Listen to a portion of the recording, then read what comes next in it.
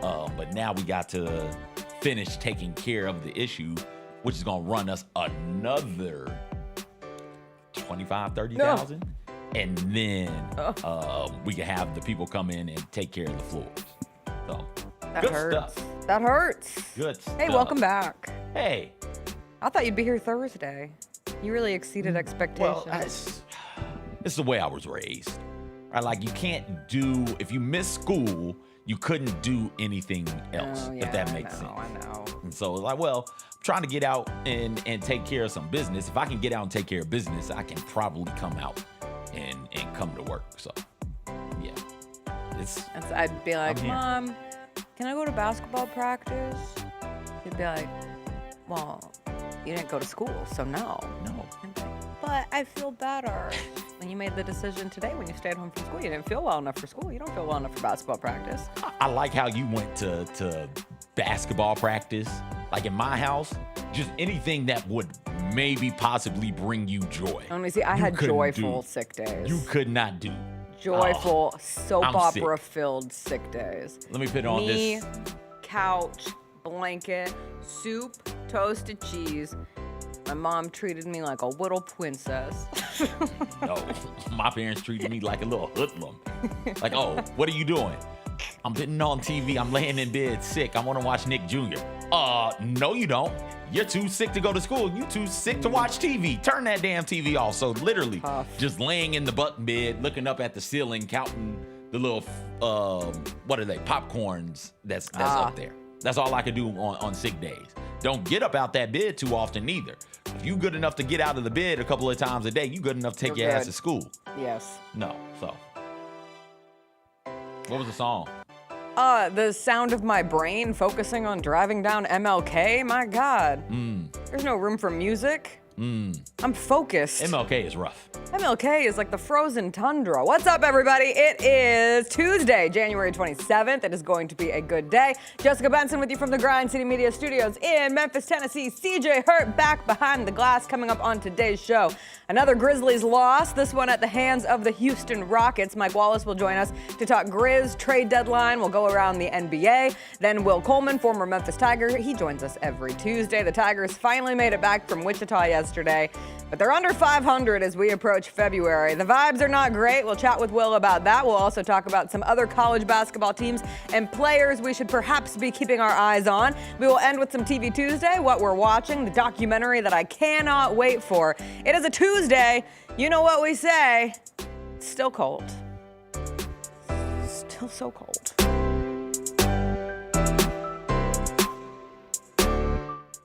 Are you ready to transform your pool into a stunning oasis? At Mainland Pool Service, they're a family-owned business committed to keeping your pool looking pristine all year round. They believe that pool care should be proactive, not reactive, which is why their skilled team handles everything from routine cleaning to complex issues with precision. They prioritize clear communication and personalized solutions to exceed your expectations. Join the Mainland Pool Service family today and experience the difference their expertise and dedication can bring to your relaxation retreat. Contact them now at mainlandpoolservice.com. Kroger shoppers and Grizz fans. Want exclusive last-minute discounted ticket deals texted straight to you? Sign up with the new Kroger Buzzer Beater deal. Fans can sign up by texting Grizz to 636-479 or visit your local Kroger store in the Delta Division and scan the QR code. By signing up, you agree to receive recurring automated promotional and personalized marketing text messages from the Memphis Grizzlies. Consent is not a condition of any purchase. Message frequency varies. Message and data rates may apply. Thanks for showing up, Memphis. Nothing beats catching your Grizzlies IRL, and nobody knows that better than you. So next time you want to hit up a game, Ticketmaster's got your back with tickets to every upcoming matchup. Whether you're catching the Grizzlies at home or on the road, you'll find tickets at Ticketmaster, the official ticket marketplace of the Memphis Grizzlies and the NBA. Keep putting that jersey collection to use and get Grizzlies tickets today. There's no better brag than saying you saw it live. See you courtside again soon, Memphis. Big Ben Bennett, do you have your new football coach over in Nashville? We do, yes. Robert Saleh. This is why I'm stoked. Starting in 2019, number 2 total defense, number 5 total defense, number 3 total defense, number 4 total defense, number 3 total defense, number 3 total defense. This dude's going to have a good defense. Like, he's going to be able to turn their defense around, which has obviously been an issue. The Gary Parrish Show, live on weekdays at 10 a.m. on YouTube at Grind City Media and the official Grind City Media app. Watching the Grizzlies is easy with FanDuel Sports Network. If you have cable or satellite, you're all set. Find us on your channel lineup. You can also use your TV provider login to watch games on the FanDuel Sports Network app. No cable or satellite? Subscribe directly to FanDuel Sports Network online. You can also watch on Prime Video by adding a FanDuel Sports Network subscription. Not sure where to start? Visit FanDuelSportsNetwork.com to learn more. The Grizzlies are proud to team up with Prime Global Group, a company on a mission to redefine real estate investment. By leveraging deep experience, strategic insight, and robust resources, Prime Global Group is shaping a smarter, socially responsible future. Whether you're an investor or simply curious, now's the time to explore innovative strategies that align with your values. Join the movement and discover how you can be a part of this exciting evolution. Visit primeglobalgroup.net to learn more and connect with the team today. That's primeglobalgroup.net.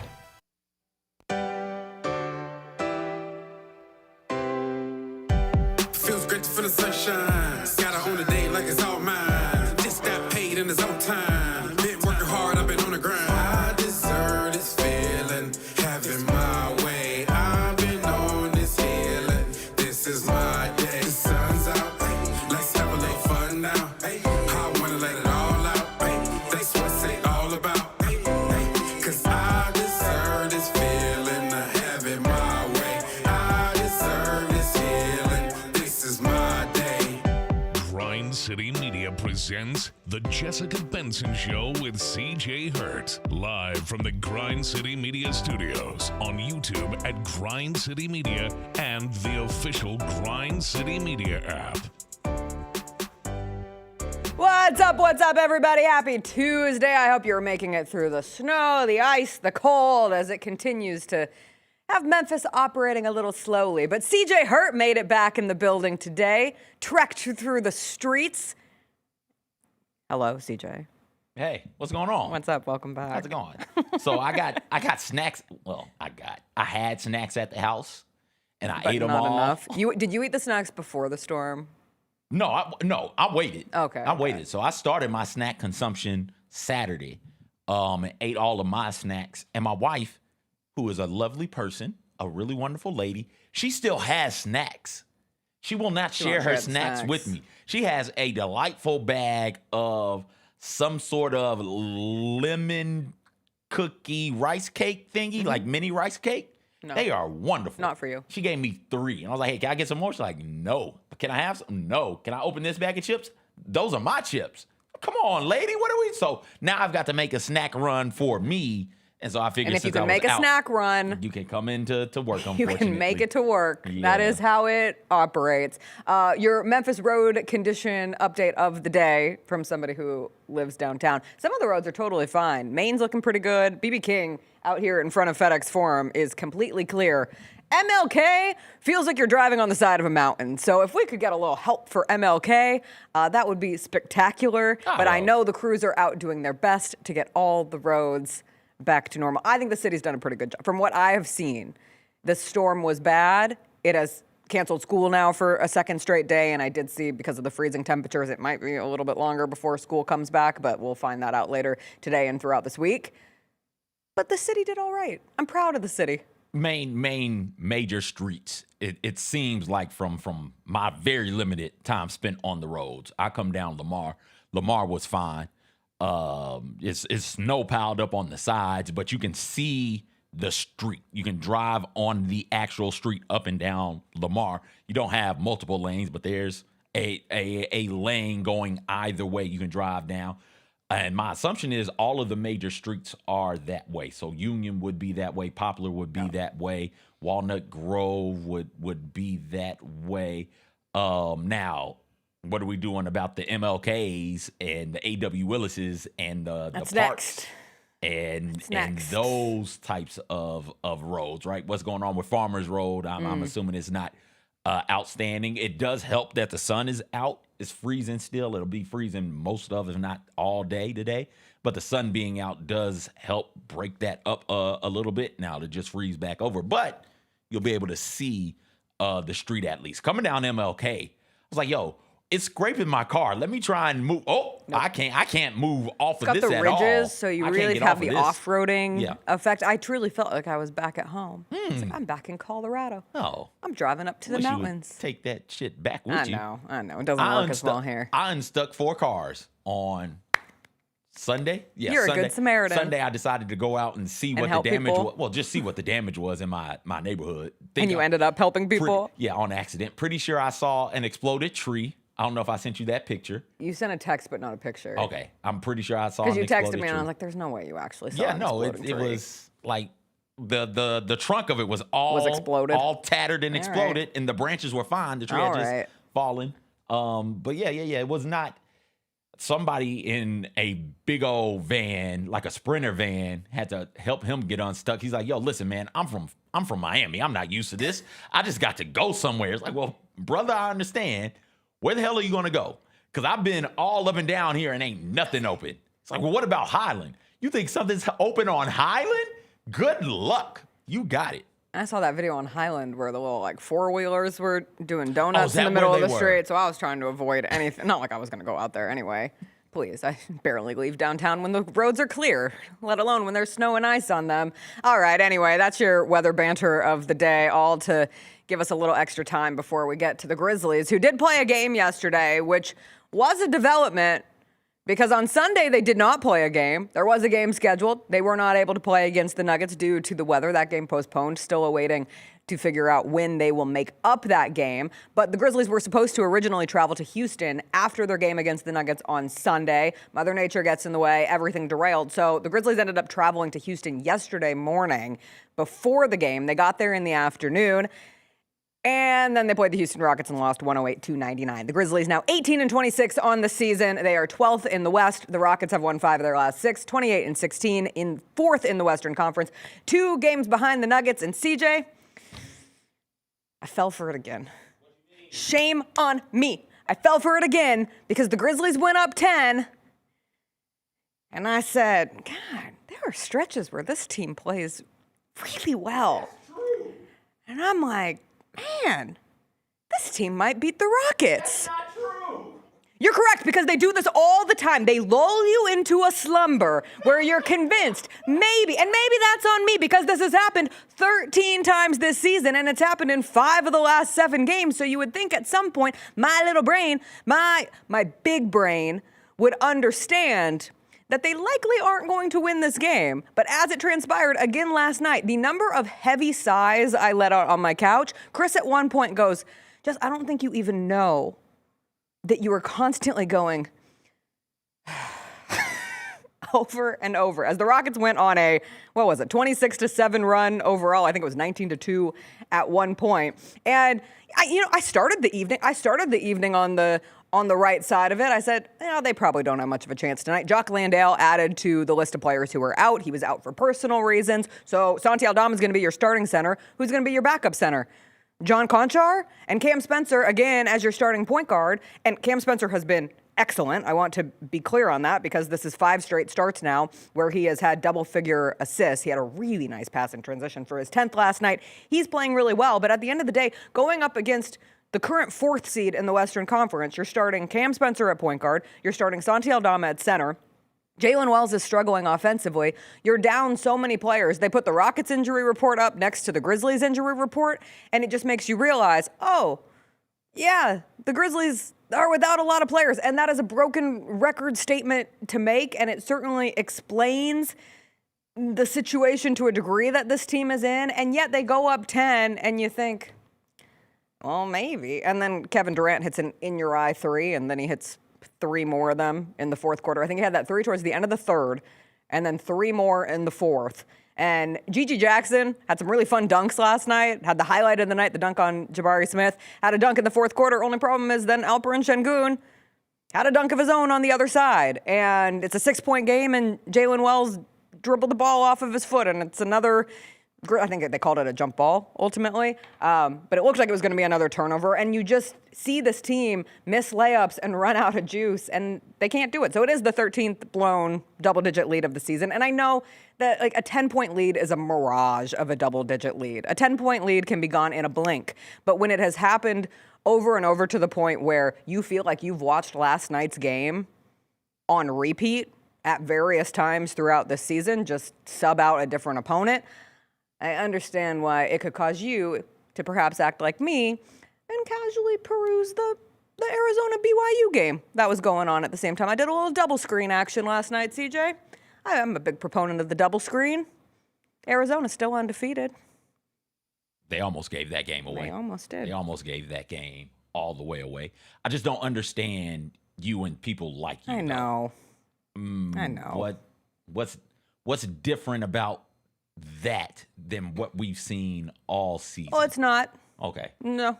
It's the definition of insanity. Is it? It's the definition. Is it realistic to expect that team to go out there and hold on against the Rockets? No.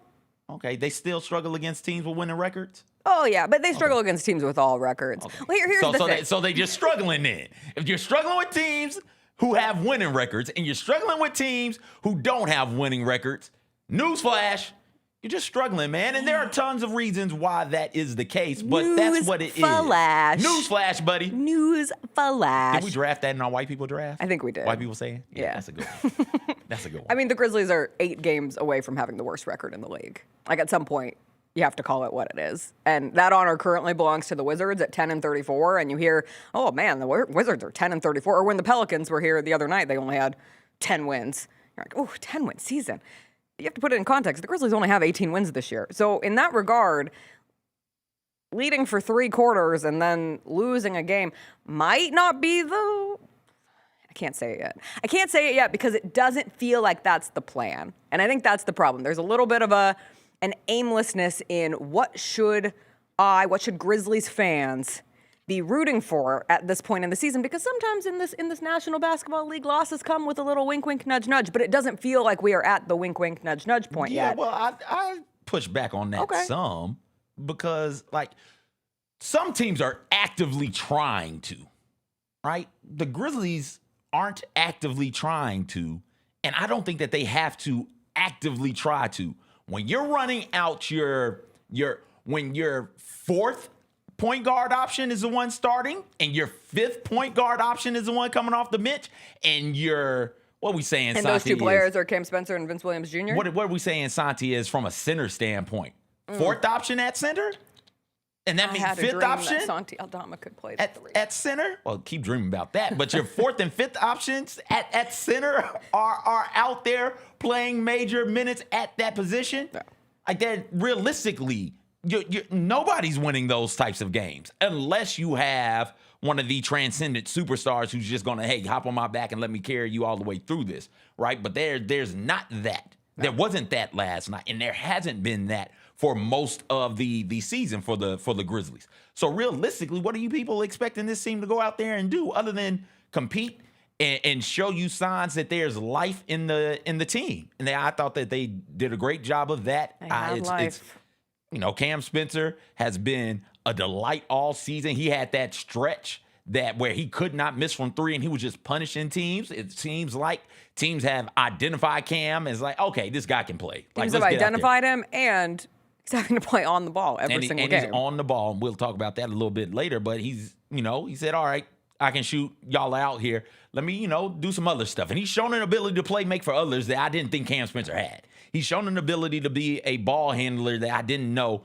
was in him. And when Cam Spencer's handling the ball, Brevin Knight brought this up on the broadcast. It was either Brevin or Pete. Whereas, hey, Cam Spencer has done a good job on the ball, but they need somebody off the ball. Mm-hmm. And if somebody, Ty Jerome, Scottie Pippen Jr., John Morant, if somebody else is out there, you move Cam off the ball and bow. Now you're cooking with fish grease, right? Like so. And your best 3-point shooter, your most consistent 3-point shooter, is having to play on the ball. And it'd be one thing if there was somebody else to be a consistent 3-point shooter, but that doesn't exist right now for this team.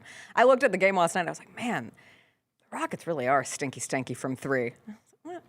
and at the time, I think they were 8 of 31. They ended 11 of 37, and Kevin Durant had those big ones in the fourth quarter. And then I look and I said, I don't even think about how poorly the Grizzlies are shooting from three on every given night. Let's check it out. Oh, 7 of 37. They shot 18% from three last night. And that's the thing. Like, when you talk about the in-between, the stuck in the in-between, the stuck in a season's purgatory of being a little bit trapped by the imagination of, ooh, we still haven't seen this team healthy. But at some point you get to January 27th and you still haven't seen this team healthy, and you're still waiting for Ty Jerome to hopefully come back in the next week. You're still hoping that there's a path forward for Zach Edey to come back, for Brandon Clark to come back, for Scottie Pippen Jr. to come back. But at that point, like I said, you're 8 games away from the worst record in the NBA. How far are you from postseason play? Well, and that's the problem. And a part of that is due to the injuries, and a part of that is due to the continued specific injury and unavailability, and now the trade deadline cloud that hangs around Ja Morant. And frankly, a part of it is due to Jaren Jackson Jr. not being what you were talking about, CJ, which is having just a star on your team. There would be games where if the Rockets were injured and you have Kevin Durant out there, Kevin Durant takes over those games. Yeah. He's one of the best scorers that we've ever seen. That's his place in the league. And God, I was reminded last night, even though I was miserable watching the Grizzlies, I love watching Kevin Durant play basketball, even when it's at the expense of my team. You got to do a double dip of KD then, because AJ kind of got some of that in him, doesn't he? A little bit. Got some of it. His mid-range game, when he needs a bucket, there's still a little bit of work to be done. I was surprised they didn't give him the ball at the end of that game. I love his mid-range game. Really? The 3 times I've seen him. Last night, nothing worked for AJ. Yeah. Nothing worked for him. That was the night. most straight through I've watched a game. And even then, I was watching 2 screens at one time. No. Watch him against somebody not Arizona, not Well, number that's one fair. in the You mean nation. the 21-0 Arizona Wildcats? 21 Fine, fair. Arizona. What'd he go? 8 for 24, 6 for 24, something like that. I think it was like 6 for 24 from the field, 1 for 8 from 3. Nothing. He had nothing. That defense by the Wildcats was Really good. superb. But I watched them. They played somebody ranked. I can't remember all the Big 12 teams, but I watched him against somebody, and he was like, "Oh, okay, I see it. It's Paul Pierce-esque, Kevin Durant-esque. Throw him the ball in the high post at the elbow and let him go to work." So. Okay. I enjoyed watching that game last night. I enjoyed watching Duke absolutely beat down on Louisville. Oh, gosh. Cameron Boozer's been from a player that is just consistent every time I've watched him play, that's what Cam Boozer has been for Duke. And we'll talk with Mike about the college players to watch out for, and Will Coleman as well, because God knows we can't spend 20 minutes on the Memphis Tigers at this point in the season. But I will say... Are we squatting today? I had that thought also. So I hurt my back yesterday at the gym, and I think right I'd like to put myself on the IR. Right. I don't want to I'm on accidentally hurt myself more. Got you. That seems wrong. I'm an ally, so I'm going on IR. Thank you. Also. That's the Grizzlies way. Good. Real quick, because it did make me laugh.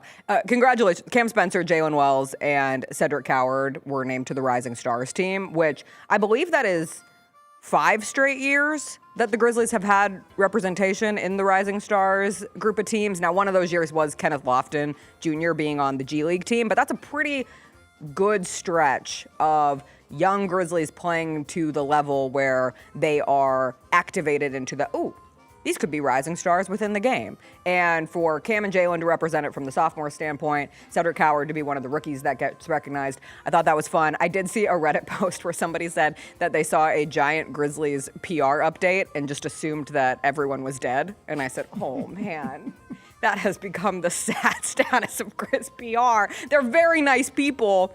They don't mean to hurt you. And in this case, it was a positive Grizz PR. And even going into the Rockets game last night, my husband was like, thank God for Cedric Coward, because without him, the vibes would be lightly catatonic. But when you have a rookie that gets you as excited as, and he had a not great game last night. I thought the play where he had the and one, and Brevin talked about his stick-with-itness is really a testament to how Cedric Coward has played, even when he's had rough games. I don't know, what was his final rebound count last night?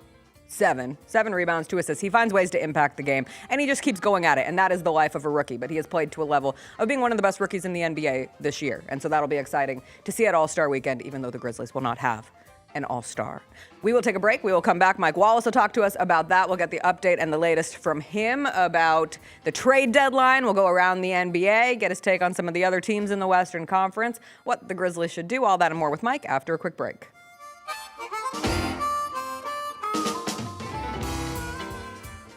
Memphis.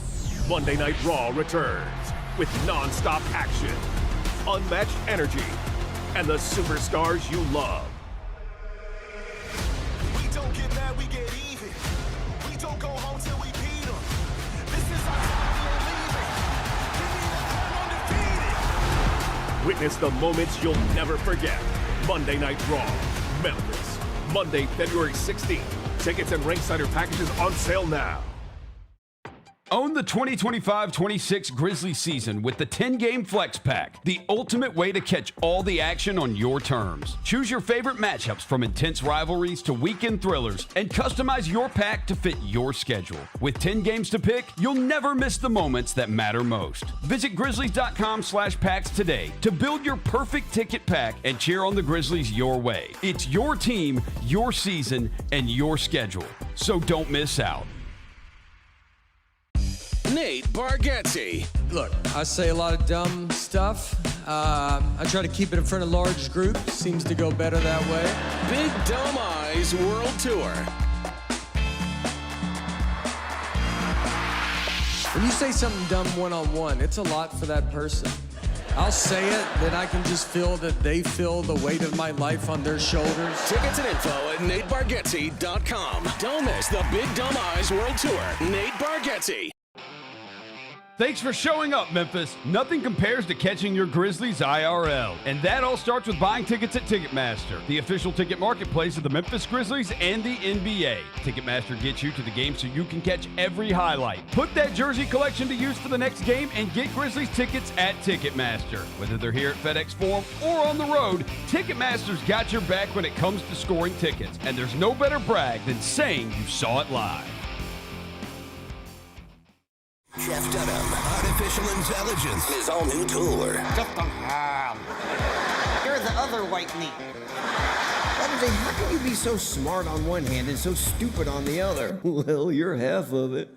I realize I could have avoided all this years ago with one simple word. I do not. Silence! Don't miss a Memphis. Friday, April 10th, FedEx Forum. Tickets on sale Monday, September 29th at jeffdunham.com. I want to give Jock Landale some freaking love, bro. The dude been balling out of his mind. Jock's a good player. Jock Landale's been great for the Grizzlies. He has just been, in his own words, miscast. Yeah, but this has been the best career. If he's your backup five, he has been just. I mean, and even thrown into a situation that he wasn't expecting to be thrown into. Yeah. He has been outstanding. The Chris Vernon Show, live on weekdays at noon on YouTube at Grind City Media and the official Grind City Media app. The only thing better than Saturday Night Hoops is when it comes with an exclusive Grizz hoodie. Every Saturday this season, $60 gets you a Grizzlies ticket and a limited edition Grizzlies hoodie. 4 different hoodie designs dropping across 4 Saturday games. Not sold anywhere else. Don't miss your shot to collect all 4 designs. Grab your tickets and gear up now at grizzlies.com/Saturday.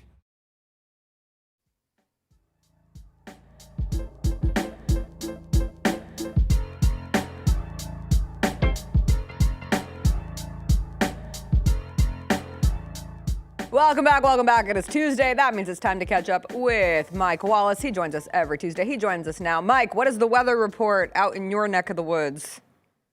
Cold. Cold and white and snow. And that's all. Sums it up. Yeah, I still see it. It's still there. You know, I'm just waiting for the trucks or something to come down and take some of these layers down, man, because you still can't. Like, if I get to I-40, if I get to the main streets, I think we're good. But it's just getting there from the neighborhoods, right, and the hills. You have until 4 p.m. tomorrow when you need to start making your way down to FedEx Forum for Grizzlies Hornets. I'm gonna be honest with you, Mike. I don't foresee them coming down your neighborhood, man. I just don't see them doing that. They better. Hey, somebody better do it, man. They better get a coalition of homeowners association, private contractors or something, man, because that might happen. Yeah, it's nothing. It feels like it's a consistent pond sheet of ice that I'm seeing trucks and cars try to do it, and they all end up in what used to be a ditch, and it's not even a ditch. And you say, I see your car try to do it, and I will not be trying to do it with my car. I love when somebody else makes the first step forward in that, or the first wheel forward in that case. It's a lot like you guys watch animal documentaries, you know, about the Great Migration in Africa, and the wildebeest get to the edge of the river, the crocodile-infested river, and they all sort of stop because they know crocodiles in there, and they look at each other, look to the left, look to the right, look behind them, look in front of them, say, hey, somebody go in there. And then when the first couple go in, then more start going in. They let the first ones go in so the alligators get full off of them, and then the rest of them go through with no problems, man. It's exactly like that. Yeah, yeah. I braved it the first day. I think it was, when did it start? It started like overnight, Friday night. I braved it Friday night. I braved it Saturday. And then by the time Sunday hit, I was like, man, if this game gets canceled, I got halfway down to the arena, and then I got the notification that we was canceled, and I got back, and I hadn't been out since then, man. Well, luckily you got to watch Grizzlies Rockets from the comfort, I wouldn't say luckily. You watched Grizzlies Rockets from the comfort of your home last night. Mike, tell me if you are going through the same thing I am. It feels slightly disingenuous to harp on the Grizzlies blowing 13 double-digit leads because a 10-point lead doesn't even feel like a true lead in the NBA. That's a fool's gold lead. Right. But you cannot ignore that it's happened 13 times. And as you're watching a game like last night, I found myself thinking, God, I have watched this game, this exact game, only with a different opponent on the other side, play out over and over and over again. And it feels like some Groundhog Day joke where you're watching this team suffer the same fate. So how do you kind of put those two things together? One, yeah, sure, a 10-point lead isn't all that big in the NBA, but also this has become a feature of this team over the course of this season.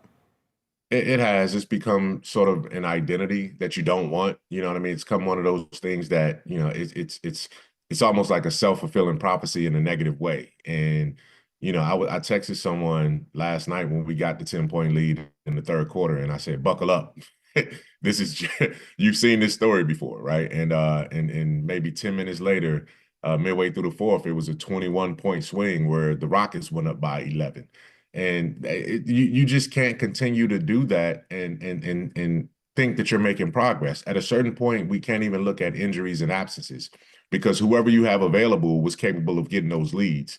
And whoever you have available is the same units that are capable of losing them. So I don't know what kind of adjustments that need to be made or aren't being made, or, you know, I have my suspicions on some things, but at the end of the day, man, like the players that are out there have to understand if we're going to be winners, you know, you got to learn how to lock in and get past these moments. You know, I mean, yes, Kevin Durant was Kevin Durant. I've said it before.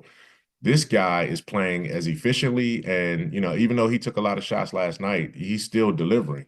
And Şengün is just taking this game to the next level. And those are closers. The Grizzlies don't necessarily have those guys available right now. Although, you know, Santi's been around for 7 years. Jaren Jackson Jr. has been around for 8 years. Those guys got to step up in these moments, and they just haven't been able to do it consistently with prosperity. They haven't handled prosperity well when they do get those leads. Yeah, it's not the most fun thing in the world to watch. And we now have, 5 games left before the NBA trade deadline. And I found myself asking last night, I wonder if John Morant's on this trip. And it was as if Pete Pranica heard me ask that question aloud because it was in the broadcast. He said, John Morant did not make this trip. So Ja was not in Houston. This Ja situation hovers over all of this, despite there being no real changes as of now, nothing new to report on outside of him being out for the next 3 weeks with the elbow sprain. I am curious, you know, I get the Mark Stein daily reports, and this time of year, those Mark Stein email subscriptions really come in handy because there's constantly, you know, trade rumblings and rumors. And his one last night talked about how there's no substantial facts to the Grizzlies and Pelicans perhaps being interested in working something out. I'm just curious from your standpoint, does the Ja injury change how the Grizzlies approach the trade deadline? Or, I guess maybe more appropriately, does it just make trading him more difficult because an already dry market that's been reported can now point to another injury? I think it does impact it. I don't think it eliminates it. I don't think it takes it completely off the table. You know, there were other factors that may diminish the market prior to this injury. I mean, but the fact of the matter is we've seen players get traded while they're injured all the time. As a matter of fact, some players miraculously get healed once they get traded, right? And from whatever kind of ailments they're dealing with, whether it's a sprain or whether it's just a mental sabbatical that they need to go on or what have you. Trae Young has still not played for the Wizards yet. He still hasn't played, and they traded him. If Giannis is going to get moved in the next week, he's going to get traded while he's injured. I mean, so I've seen this happen before. I've always been skeptical. I know you mentioned the Pelicans Grizzlies thing. I've always been skeptical of that whole machination of deals within these two teams. I don't think those two teams will work together on a trade, especially around Ja Morant. If it happens, I will be surprised, and I'll be the first to admit, hey, I was wrong about this. But knowing what I know about that organization and how they feel in certain levels of administration about this organization, I'll be surprised if that deal goes through. If it does, then again, there's a sense of desperation that both teams had to make a move. But having said that, I will say this. Ja Morant is still open for business. The Grizzlies are still open for business with Ja Morant and everyone on the roster, frankly. And we'll see what happens over these next, 7-8 days and see where it goes from there. It's a perfect segue because the cries about this upcoming draft being generational, Mike, get louder and louder, and the performances keep backing it up, right? Like, we just came out of a weekend where 3 freshmen went off for 40+ on the same day for the first time in college basketball history, and all 3 of them, Keaton Wagler, AJ DeBonsa, and Kingston Flemings, all projected lottery picks. You have Cameron Boozer, who continues to put up numbers at Duke. We get the DeBonsa-Darren Peterson game coming up this weekend with Kansas and BYU playing, and I say all of that to set up this question of how much, if at all, do you think that this specific draft is influencing not just the Grizzlies, but teams around the NBA in their perhaps willingness to veer into a different direction than if this draft was not seen in this generational standpoint? I think the depth of what the quality of potential top line players are is greater than what we normally see year in and year out. But I'm not one of those guys that buy into, hey, this draft is going to be the greatest draft we've ever seen, because I think more times than not, the drafts never end up panning out the way that they projected in a lot of ways. I just go back to 2021. I was doing a dive on that draft, and when you look back on that 2021 draft now, 9 out of the first 10 picks in that draft have all panned out and have been really, really good players. The one miss, and it might be 2, but the one miss that stands out was the one the Grizzlies made when they traded up and went and got Zaire Williamson, right? And it's one of those things where Jalen Johnson was in that draft and went 20th. You go through the whole first round, there have been some hits. The Grizzlies later hit because they got Santi Aldama that year at 30. So when they tell you these guys are going to be, game changers and organization changing guys, it's rare that you get more than 5 or more than 6 guys in the top 10 that are doing that. So, but I do see the numbers. I am encouraged. All of these guys are freshmen, first-year guys. But, this may sound completely foolish, but I look at AJ DeBonsa, and you know what I see? I see a lot of G.G. Jackson in him. And frankly, same size, length, athleticism, shooting, explosion, especially the way GG played last night. And I'm like, GG went in the middle of the second round. AJ DeBonsa has been projected as a first-round guy since the day that, he showed up at BYU, a first overall pick type guy. I'm not saying he's not that, but I'm just saying, you never know how these guys are going to pan out once they get to the NBA, because sometimes that athleticism and that motor, you're playing up against college guys, and the college game is as watered down as it's ever been in history. Can they make the next step to become professionals? That's still something they got to prove. You brought up Gigi, who had a really nice game yesterday and has been playing much better since he spent some time in the G League. What have you seen and noticed about Gigi's game that has allowed it to look as good as it's looked so far? He's changed his approach in a lot of ways. He had 4 fantastic drive to the lane dunks yesterday. He shot 2 for 12 from outside of the paint yesterday, so his jumper wasn't falling, his mid-range wasn't where it needed to be, but he said, you know what, I'm going to attack, and when I attack, I don't think anybody can stay in front of me, and I can get to the rim. And think about it. This is against Houston's frontline guys. You know what I mean? They have some guys, Torrey Eason. They got some length. Kevin Durant is down there. Amen Thompson is one of the best two-way players that we're having in this league in terms of defense, domination to offense getting able to get where he wants to go. And for Gigi to look like he fit on the floor with those guys, that says a lot about him. And I'm not, again, Gigi's, the things that have slowed Gigi down haven't been about his game. It's been about his maturity and his professionalism. And again, that doesn't always translate overnight into the NBA, but he certainly has the tools. And he had to go back and re-earn it with the new coaching staff. And I think now these two sides have had to come together because they're frankly on enough bodies to not play Gigi when he's healthy and he's available. So I think he's taking advantage of the opportunity. I think Isolo and the coaching staff has given him some more grace than they were able to give him earlier in the season. And it's worked out, and it's one of the more promising developments during the season that hasn't had many of them on the court for the Grizzlies. Yeah, I found myself last night, and I've had this sentiment many times over the last 2 weeks, just thinking, man, I'm so proud of Gigi Jackson. Like, truly, from a 21-year-old standpoint, outside of your freak athleticism, the best thing you can show a team when you are a young professional that still had a lot of room to grow into your NBA lifedom is that you're willing to grow, is that you're willing to mature, is that you're willing to listen and take in some of those things that are more complicated than just the getting better or getting stronger or getting faster or getting more acclimated to the NBA game. So I enjoyed watching Gigi play last night in a 18-win season on January 27th. It's nice to have some things to hang on to each and every game, and the play of Gigi certainly has been one of those things. I did want to ask you about the Rockets, since that is the team that we just saw, and they're in 4th in the West. Obviously, losing Steven Adams, Mike, has been pretty big when it comes to what they were doing offensively, especially on the offensive glass, and how much that allowed their offense to really flourish. And when you watched that team last night, did you see a team that needs to do something in order to be one of the true contenders in the Western Conference, or do you think they're fine flying as they are right now? No, I don't think they're fine flying the way they are now. I think they do, and they've always needed a point guard. They've needed a floor organizer because putting that on Thompson is just too much. Yeah.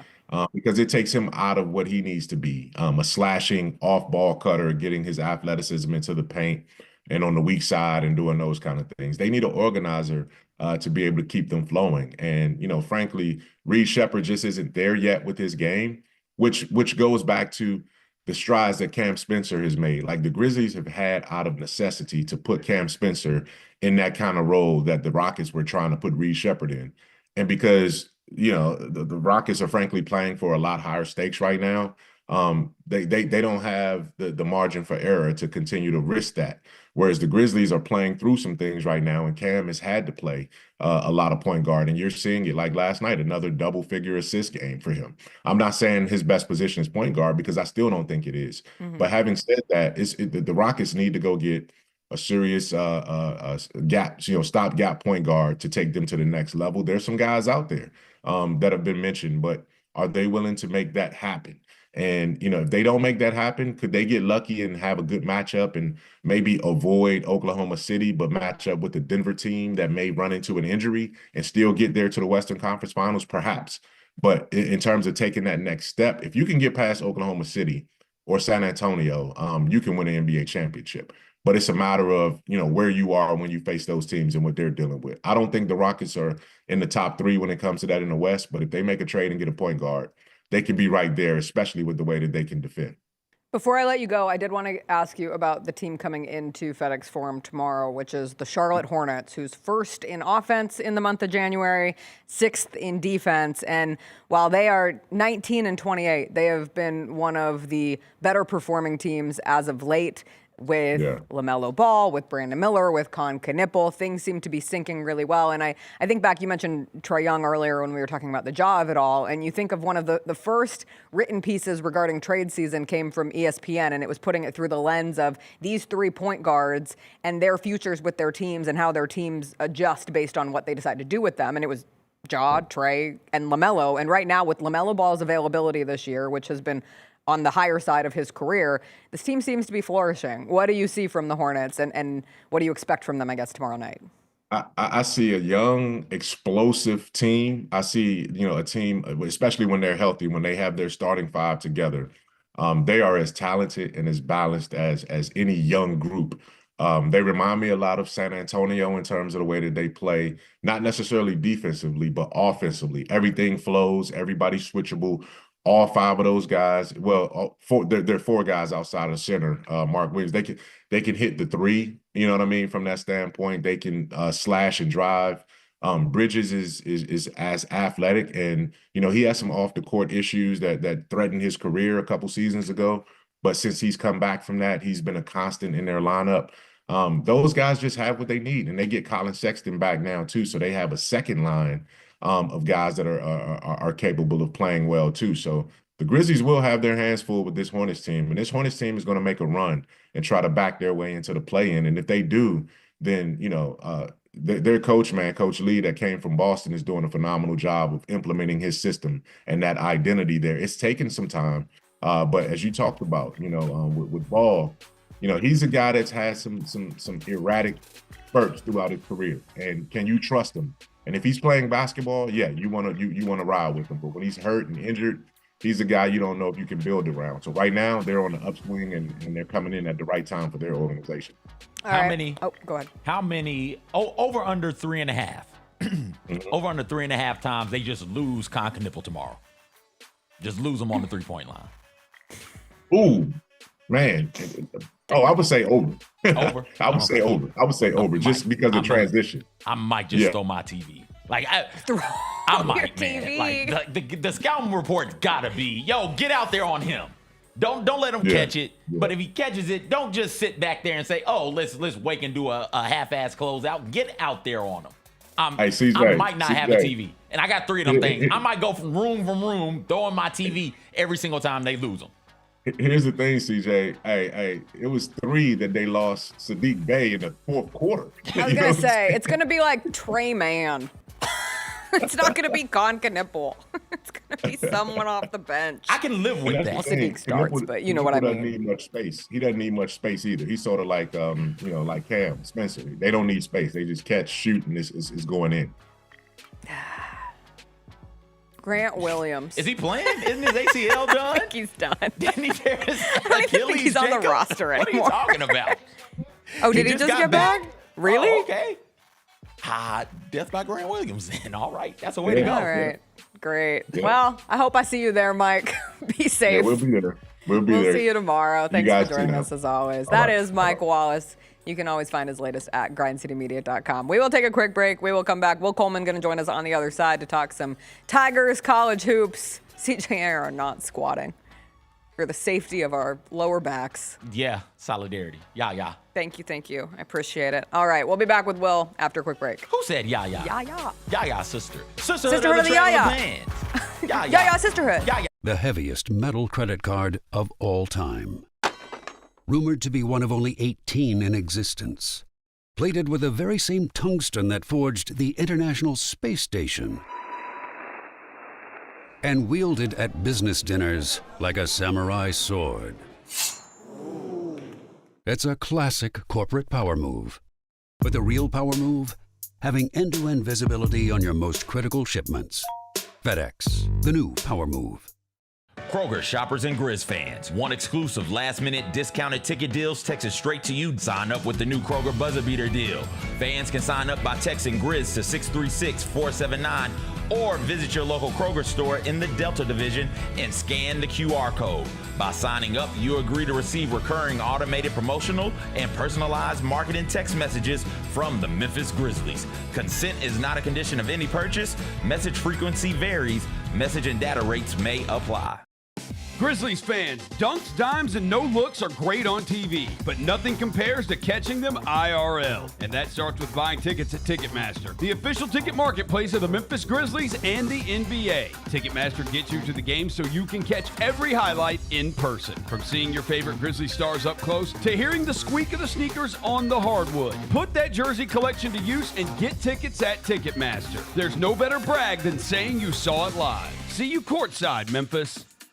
Big Ben Bennett, do you have your new football coach over in Nashville? We do, yes. Robert Saleh. This is why I'm stoked. Starting in 2019, number 2 total defense, number 5 total defense, number 3 total defense, number 4 total defense, number 3 total defense, number 3 total defense.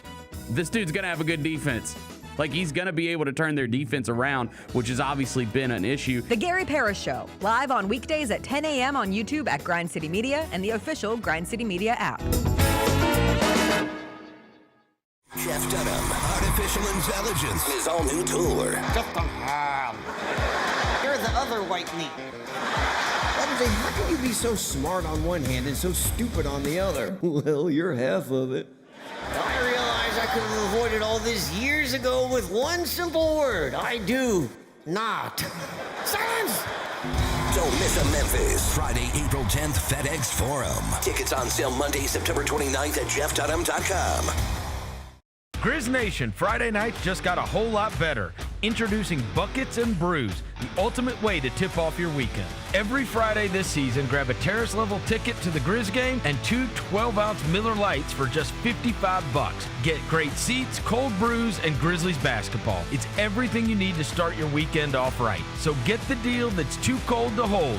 Go to grizzlies.com/Friday to lock in your tickets today. I want to give Jock Landale some freaking love, bro. The dude been balling out of his mind. Jock's a good player. Jock Landale's been great for the Grizzlies. He has just been, in his own words, miscast. Yeah, but this has been the best career. If he's your backup 5, he has been just, and even thrown into a situation that he wasn't expecting to be thrown into. Yeah. He has been outstanding. The Chris Vernon Show, live on weekdays at noon on YouTube at Grind City Media and the official Grind City Media app.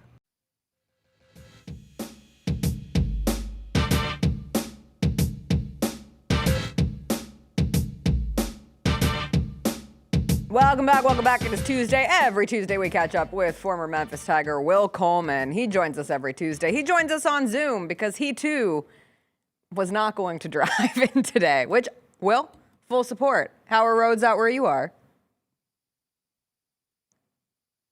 I cannot hear Will Coleman. Somebody unmute this man. Who muted him? Will, Somebody are you here? There you are. I was just talking to you during the break. The neighborhoods are what's bad. You know, the main roads are good, highways are good, but you're just trying to get out the neighborhood. That's the trouble part. And then I didn't shovel my driveway, so like, I got a shovel. I just didn't bother to shovel. We have a shovel as well. We also just didn't bother to shovel. Yeah, we do. Yeah, I also have. Do you have an ice scraper? I do have an ice scraper, but I got a little. Do you have an ice scraper? Porch.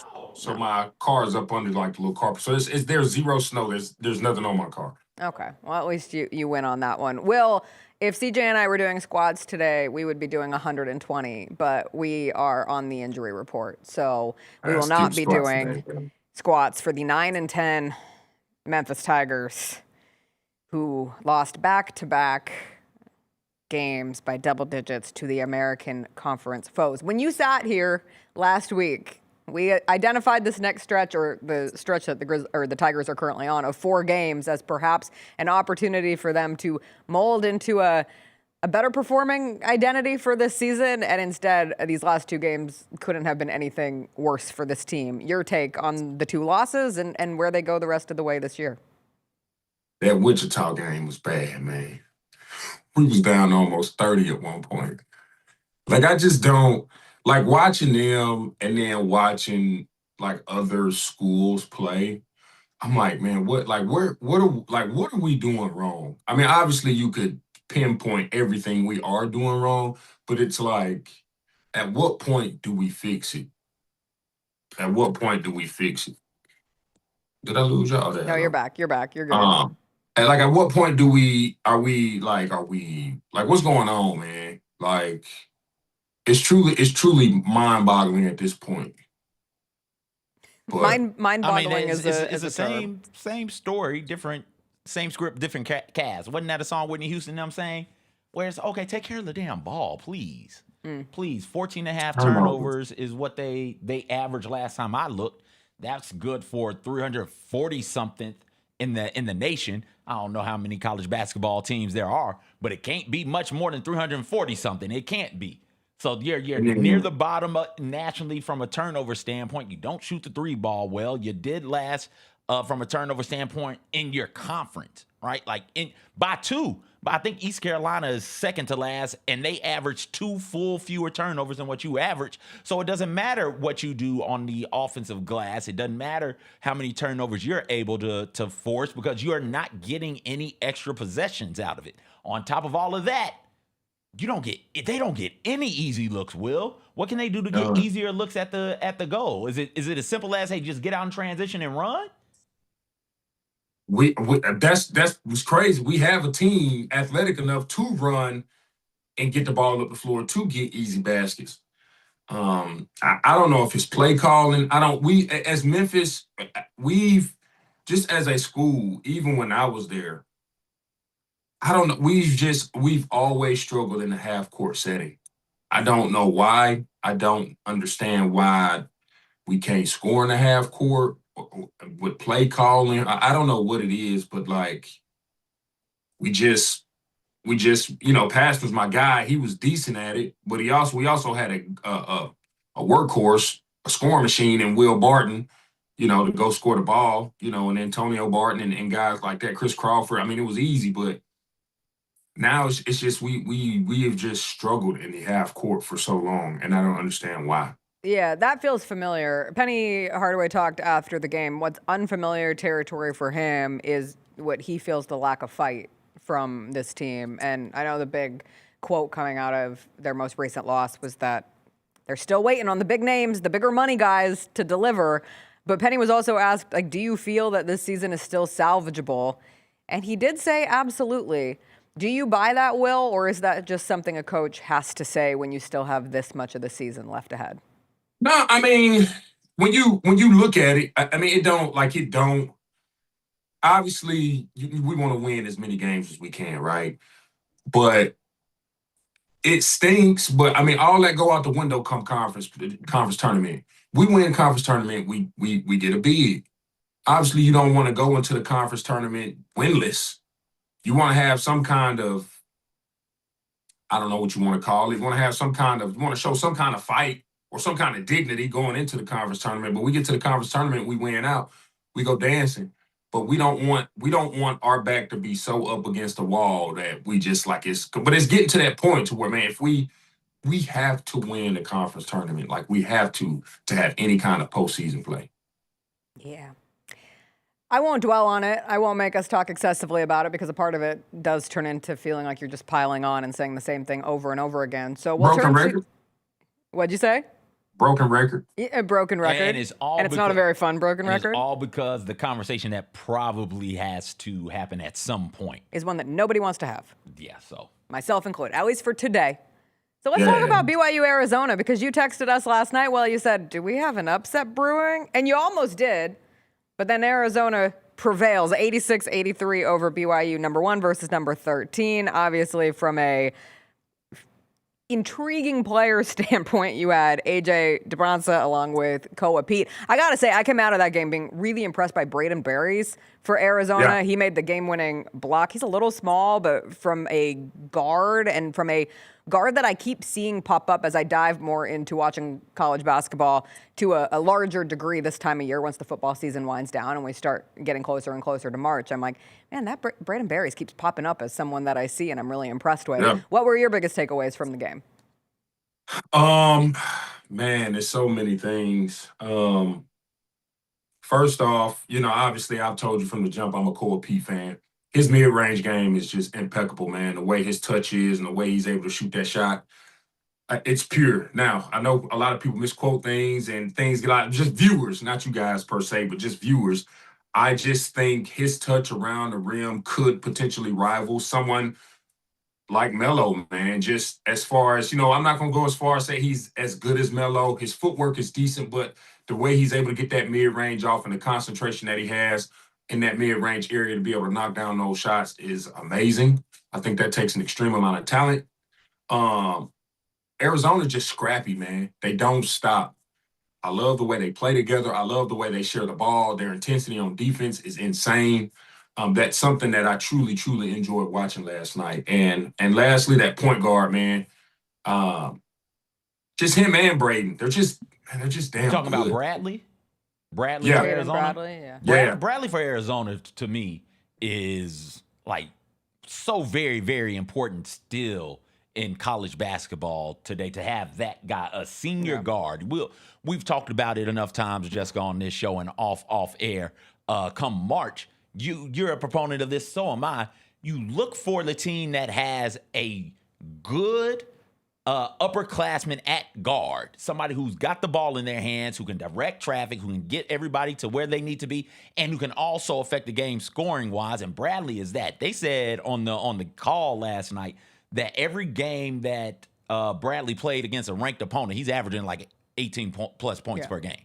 So you're talking about somebody who shows up in the brightest spotlight. You got Houston doing their thing as well with older players also. As great as it is to have an AJ, as great as it is to have a Pete or a Cam Boozer and some of these really, really impressive freshmen, you've got to have a lead guard who's got some experience come March. But one thing that a lot of people, and the guys did a great job at calling the game last night, and they pointed out a lot of things. One thing that guy has that a lot of people just don't have anymore is consistency. They said this brother's been with this same coach, this same program for the past, 3 years? Mm-hmm. So it's like, when you see that, you just don't anymore. Like you're like, oh, that makes a difference. Yeah, it does. And it becomes such a novelty. It is, because you have a coach that trusts you. You have a coach that gives you a leash long as Poplar, let you make mistakes, let you do what you do. And that gives a player confidence. So when you have, like you said, CJ, when you have a guy that plays ranked opponents that's going through the fire and that's been with somebody who they can trust, it's easier to show up. You got the confidence to know, hey, I can bang with these guys. My team need me. I'm a senior. I'm about to lead these guys. So we're about to make this thing happen. And you don't see that often anymore because everybody's jumping around the transfer portal. That's going to be an ongoing debate until someone puts a lid on it.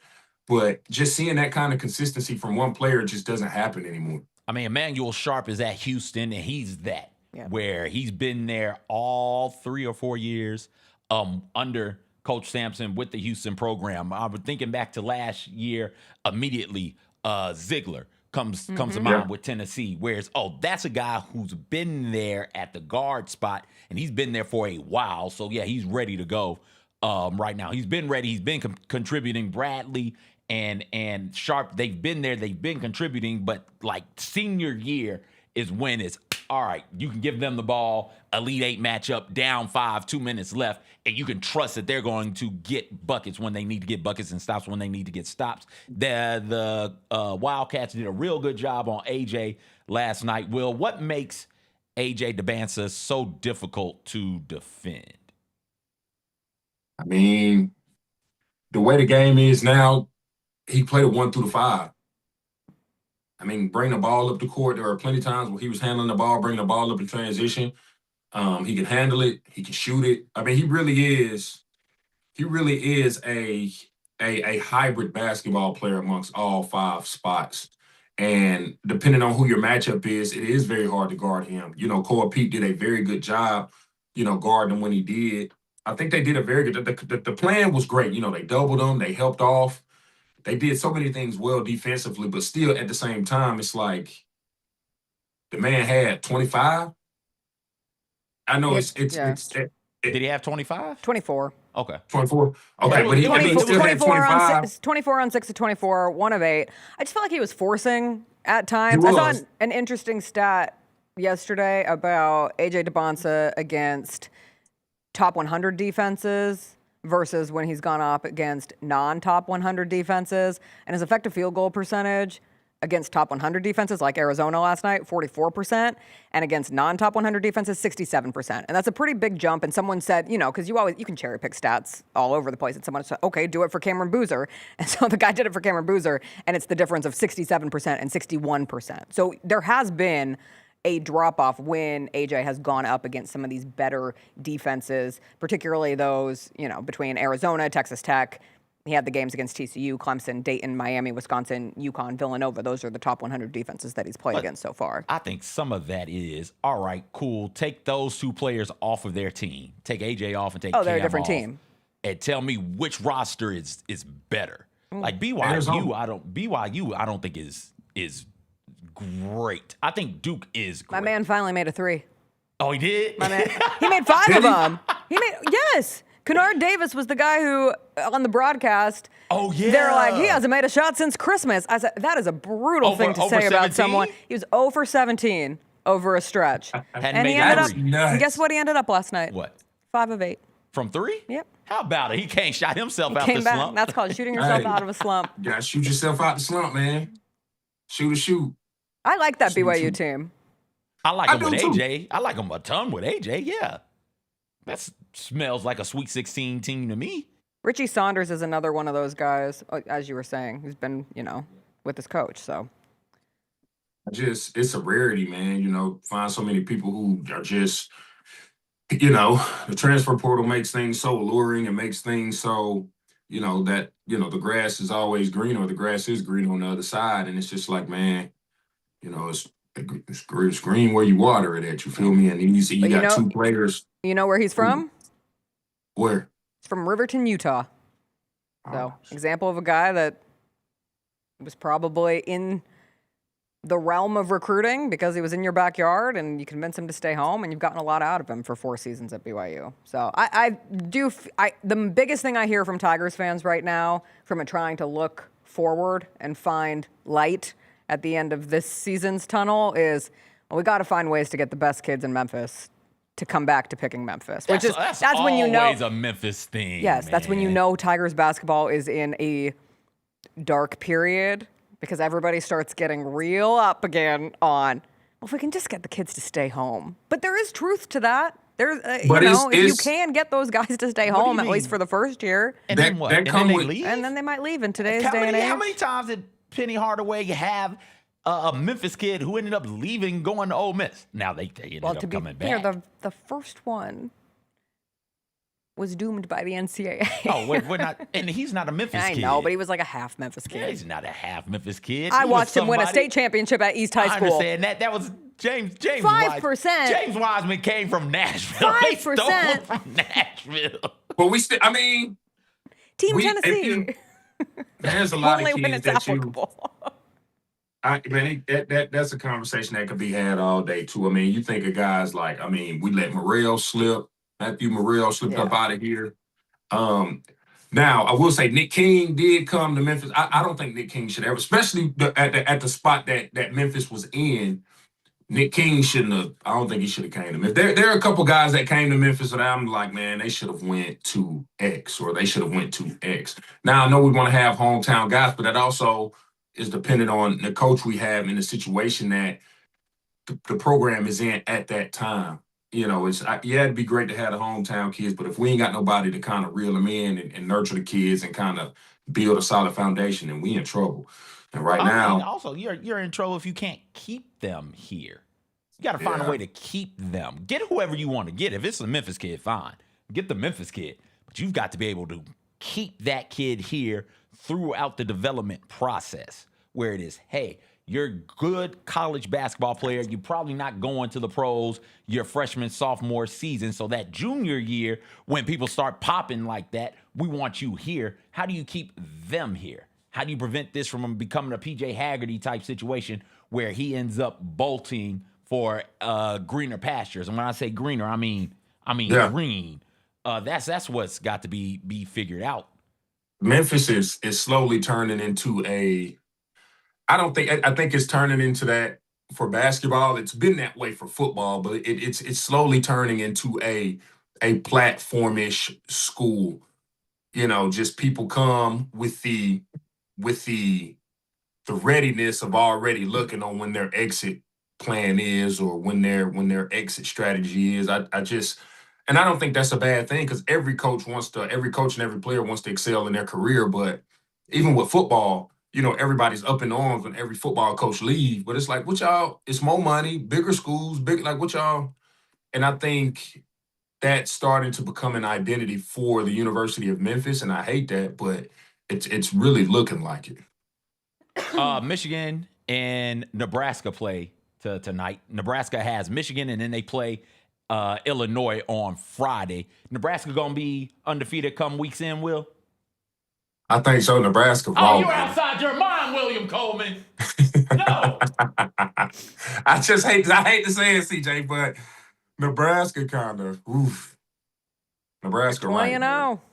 right? Yeah, Nebraska, they got it going on, brother. I know you hate that. Nebraska got They're 5. They're asking if Nebraska can pull off a reverse Indiana. I mean, yeah, they as well they should be. Football school with little success, or I'm sorry, basketball school with little success on football, winning a national championship. Now can you have Nebraska do the opposite? Nebraska ball. Nebraska got clever. Nebraska's roster, just looking at the roster, looks like 6 or 7 football players and Sanford, and then one wrestler. What's that coach's name? Coach's kid is on the team. Is that Hoiberg? Hoiberg's kid looks like a wrestler. And so you got that and one dude who can shoot the pill off the ball. What's his first name? That's what I'm looking at. Hoiberg. Sam. Yeah, Sam. So, yeah. I think they lose to Michigan tonight. Let's get it done, Yaxel. No, man, I just don't. I'm gonna be locked in. Let's man. go, Mo. I'm gonna be locked in. I just don't. Come on, man. I mean, the way we just text about this. The way they shoot the ball, the way they share the ball. I mean, they shooting almost 35, 40% from 3. They love sharing the ball. They pass the hell out the ball. That's hard to beat, man. They got a team full of, they got a team full of Caucasians. You know, they share that rock, baby. And what do the Caucasians do differently on the basketball court, Will? They play sound. Everybody knows play sound. They're real fundamental basketball. They're real fundamental. They can shoot. Yeah. Caucasians love to shoot. You know what's crazy? It's like, I tell my friends all the time, even like when I used to, when I coach every now and then, but when you have a team full of Caucasian kids playing a team full of African-American kids, they feel the same way about each other. You got the Caucasian kids looking at the African-American kids, black kids like, man, they athletic, they about to be dunking all over us, woo, woo, woo. But them black kids just as scared. Man, they finna slow the game down. They about to backdoor us to sleep. All they those finna backdoor run all cuts. they play. Finna run the shot clock down to 2, get a decent shot. So it go both ways. But unfortunately, I will say athletes that get up and down the floor grow more frustrated with someone who slows the game down than vice versa. It's as someone who has made a career out of running up and down the floor, dunking the ball. When somebody dribbled the clock out and you have to wait that whole 30 seconds to get the ball back, it's the most frustrating thing. Then they press you to death. Oh my God, it's annoying. It's so annoying. Well, we will see how it plays out tonight. Will, stay warm. Hopefully we see you for our high school basketball field trip on Friday night. Fingers crossed. We're going to see. All right. We'll see you later, Will. All right, see y'all later. That is Will Coleman. He joins us every Tuesday. We will take a break. We'll come back. We'll do some TV Tuesday. There's a new documentary coming out that I could not be more excited for. All the girl group chats said, really? When this dropped yesterday. I let out one of those as well. All the boy group chat said that too. Along with a maniacal chuckle, like, oh, this is going to be some stuff right here. I hope there's some stuff. Oh, it's going to be. We'll talk about it. We'll get into what we're watching, what we did watch. Tiana Taylor hosted SNL. I didn't watch it, but I saw some skits from it that were great. I'm glad you did because I want to ask you about it. We'll get into all that on the other side. Yeah, it's an industry full of melodramatic people. Own the 2025-26 Grizzlies season with the 10-game Flex Pack, the ultimate way to catch all the action on your terms. Choose your favorite matchups from intense rivalries to weekend thrillers and customize your pack to fit your schedule. With 10 games to pick, you'll never miss the moments that matter most. Visit Grizzlies.com/packs today to build your perfect ticket pack and cheer on the Grizzlies your way. It's your team, your season, and your schedule. So don't miss out.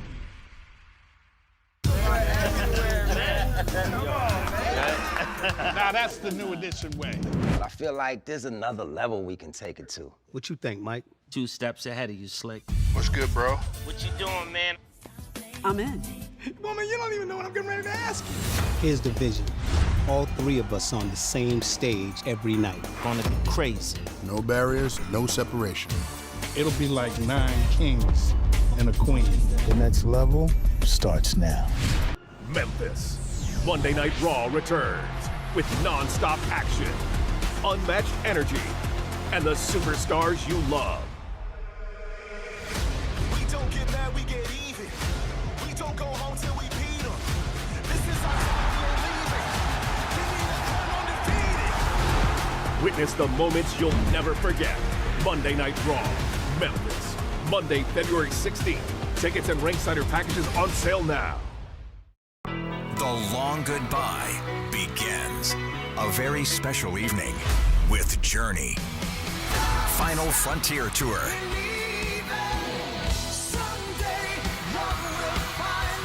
Journey. Tickets are on sale now at journeymusic.com. Your chance to say goodbye to the songs that changed our lives.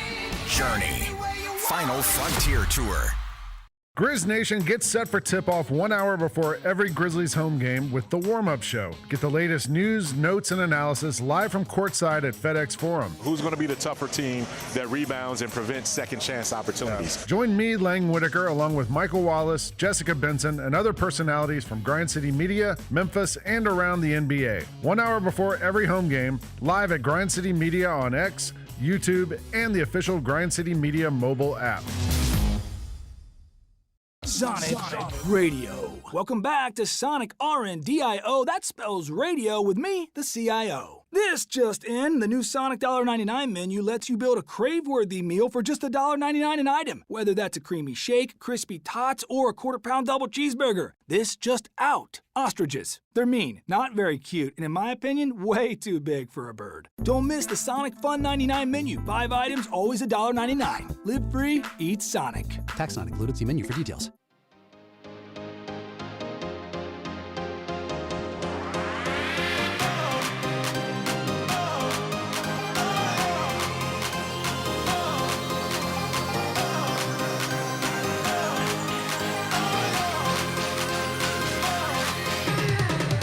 Made by Grizz fans for Grizz fans, 191 Collabs presented by Pinnacle celebrates Memphis designers and showcases our city's unique voice and vibe through hyper-local Grizz gear. Next up, the From Memphis with Love collection by Peso Design Studios drops on Saturday, January 31st, when the Grizzlies take on the Minnesota Timberwolves at 7 p.m. This soulful, vivid collection channels the city's rich culture with bold streetwear styles and is only available in FedEx Forum on game night starting at 5:30. Buy your tickets today for access at Ticketmaster.com or visit 191 Collabs for more info. CJ, I know you told me you were going to watch a ton of college basketball on Saturday. Before we move on officially from that, any other players or teams that caught your eye?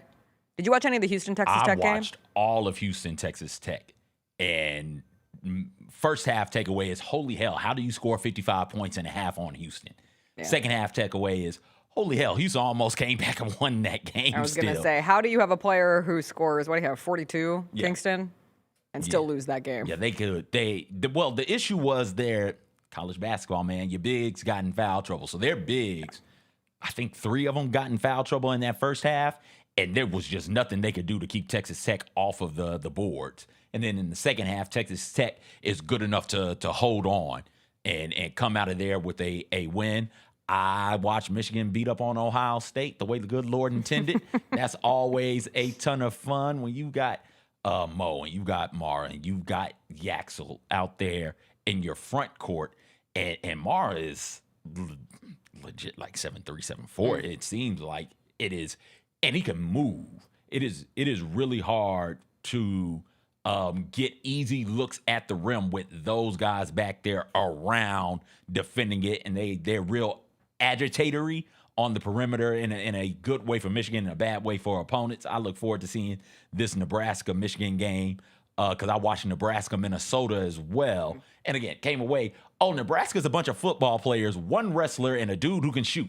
And they just go out there and compete. That's so much fun to see. It looked like Minnesota was going to pull that one off in the second half. And then I think they got outscored something like 46-21 or something like that in the second half because Nebraska just put it on them. They can go down. Nebraska, what I like about them, they can go down. They can go down big. BYU has this also. And they continue to run their stuff, and they continue to compete at a high level. And you'll look up, and you'll go from being up 17, 18, 19 points with 9 minutes left in the game, and you look up 2 minutes left, and it is anybody's game. It's a one-possession game, and now can you go out there and execute it? I think I'll be watching Alabama-Missouri tonight. Oh. Just because Charles Bediako got another 10-day contract. With another Alabama? 10-day contract with Alabama. Just a nice little Who did Alabama TRO, play? temporary restraining order was extended. Did they play They Florida? played Tennessee That's over the who weekend. it was. Yeah, they lost. So I watched that one. They too. lost. He had 13 points. He had 4 dunks. And now he'll be able to play in another game. It is wild. Just the mental exercise of watching a player that you know played in the G League now play a college basketball game. Like, we've done a lot of mental gymnastics around college sports over the last few years, and you just adjust and adapt. That is a weird feeling. It's a weird one. But I'll watch it again tonight. Is Missouri any good? I don't think so. Vanderbilt beat Mississippi State. I caught some of that one. I mean, who's good? Who do you confidently feel is good in the SEC? In the is SEC? a better question. Because Missouri is 14-6, 4-3 in the SEC. Alabama. Confidently? Confidently. Arkansas confidently. I want to throw Florida in there, so I'm going to say Florida confidently and Vanderbilt. Confidently. I would say those 4. Okay. What's the standings? Do you have them pulled up? Texas A&M. Texas A&M is 1? Yeah. Okay. But unranked. Okay. So you're Arkansas is 15th in the country, and they're second in the SEC. Tied with Florida. Both are 5-2. Kentucky's also 5-2, but unranked. Then Georgia's 4-3, Missouri's 4-3, Vanderbilt's 4-3. Auburn 4-3, Tennessee and Alabama both 3-3 in league play. So okay.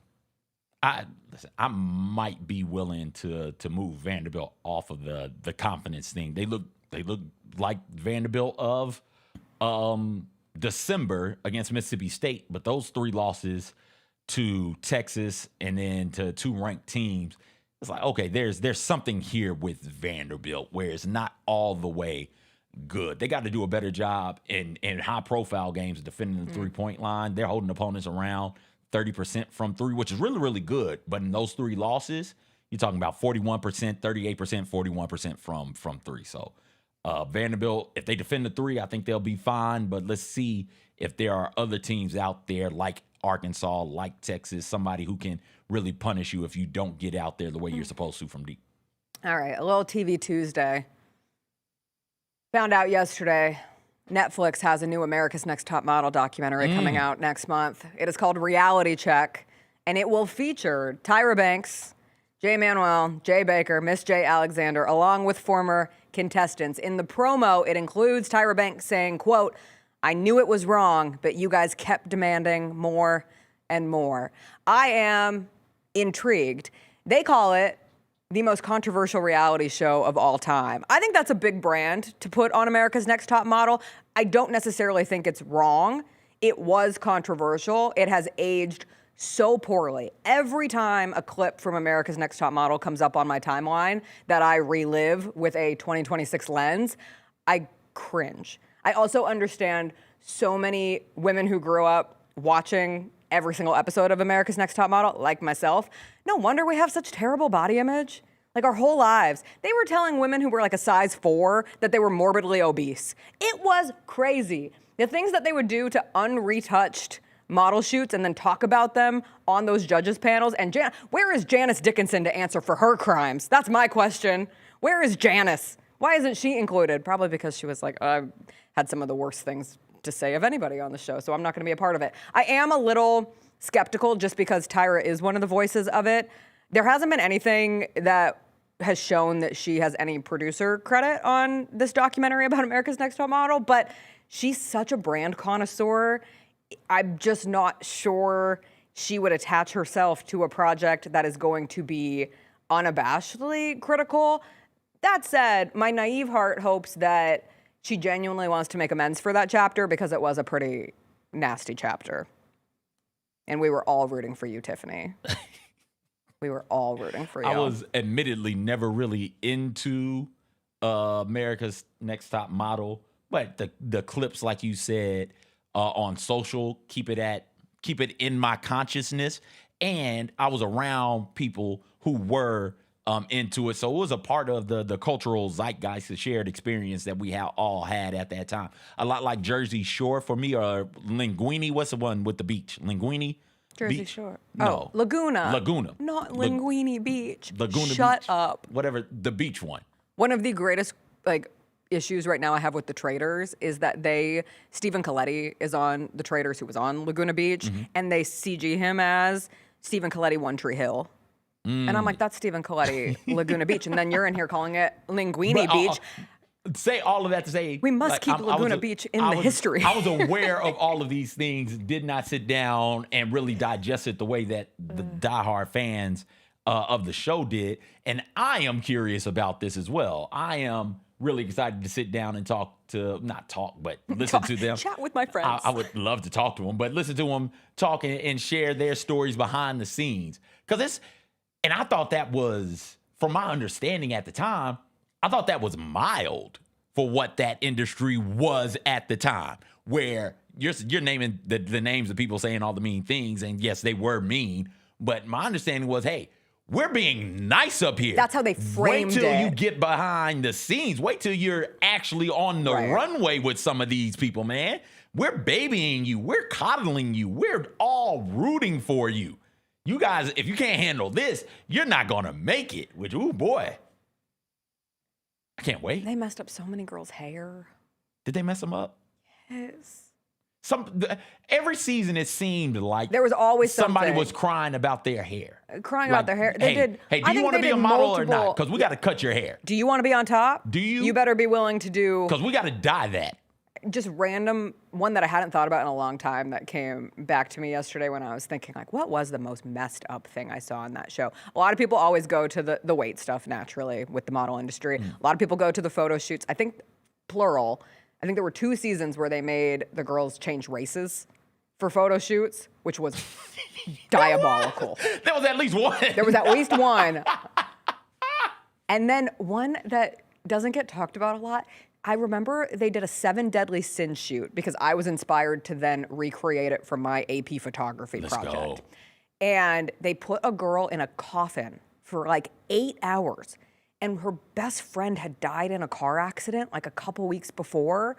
And they just put her down, like underground in a coffin where she was expected to hang out while she's grieving the death of a friend in a literal coffin for a photo shoot. And they were like, these are the things you have to do in this industry. And I was like, oh my God. But do you? Do you? Do you? That sounds horrible. The go-sees that they would go on, like they'd go see representation to decide if they wanted to put you in their shows. And they'd always be in their like white tank and their jeans with as limited amount of makeup as possible. And then they'd get told the meanest things about themselves. It was a horrible show. I watched a lot of it. There was the thing that sticks out. I don't remember it much from the show, but one of those seasons. Wait, didn't Dakara come from that show? Maybe. Why am I thinking there's a chick named Takara? She would be a plus size model. Yes. But she was, oh boy. So I remember that. Wait. Yeah. Yes. Okay. So I remember her being like, oh gosh, that's a gorgeous woman right there. And then there was some storyline with one of them who had a boyfriend. And she cheated on her boyfriend on the show, and they made her do the call live. Or not live, but to tape on the show so it could be packaged as a part of the storyline. Yeah, crazy. Okay. That show was insane. But aren't they all? And God, did I watch every single episode of it. Like, what's going to be the difference in this and the Big Brother tell-all, or the what's the one with the married people? Because it involves women.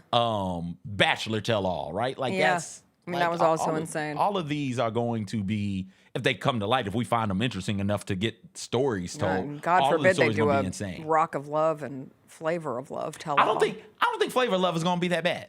I think Rock of Love would. You do? I don't know. I think everybody knew they were acting on Flavor of Love. That's fair. I think everybody knew what they were doing. It was clearly a big personalities win airtime, win love, win money, and then get put into that VH1 show cycle of getting to do Charm School or whatever comes after that. That's fair. But I think the beef between New York and whatchamacallit is real. What's her name? White girl who spit on New York? Tasty. Is that Tasty? Was her name Tasty? All right, New York and Tasty. Sure. Or was it Pumpkin? Pumpkin. It was Pumpkin. Who was Tasty? I don't know. She was somebody else. Was Tasty the one that pooped herself? What a time. What a time. All right. You said you watched this weekend's episode of SNL. Is it worth watching in its totality? I've watched 2 skits. The One Battle After Another action figure skit. That one was pretty good. And I haven't seen the movie. That skit was so good. It's like, okay. I want to go watch the movie. I don't get these jokes. I got to go see this movie now. So I'm curious about the movie now. I look forward to watching that. And then I watched the Tiana Taylor, Kenan Thompson on the news desk talking about a variety of things with like white hosts coming in and trying to say, this has never been like this before. And they're like, that was funny. Yeah, it's 2. I was going to say, those are the only 2 I've seen. So this is just, for SNL, we talk about all the time, it's not for everybody every week. There will be an episode that is for me specifically, but it was not this week. I am too old. Right? Like the cast members are younger than me significantly now. And so the jokes they're telling, SNL has done a good job of getting younger, but staying current. And I have not done a good job of staying current.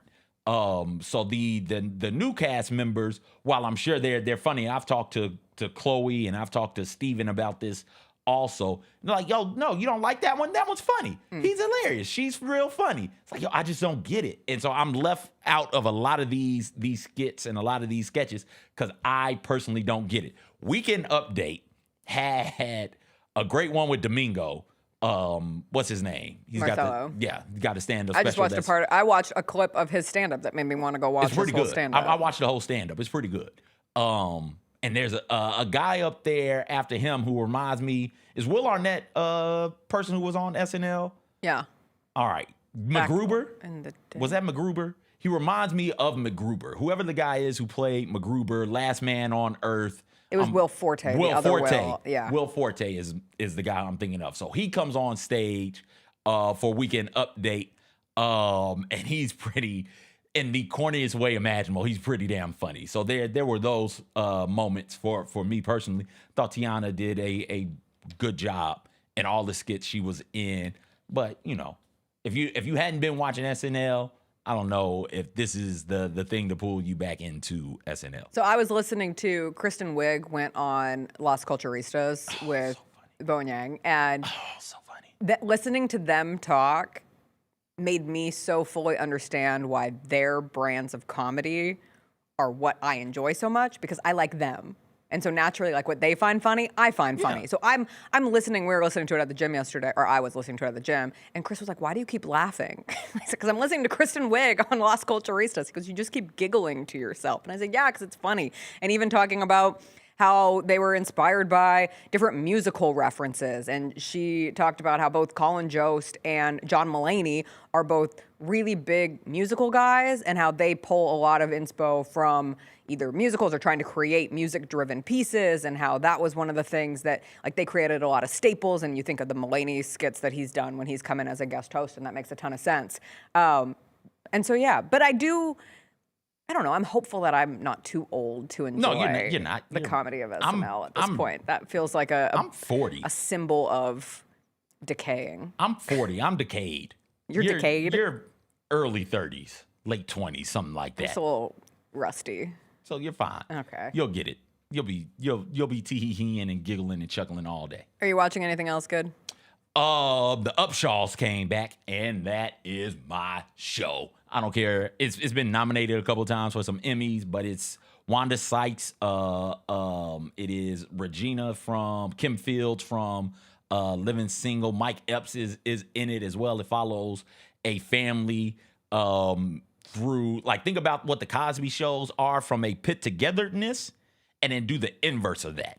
And so it follows this family whose everybody is constantly making mistakes, trying to be a bit better.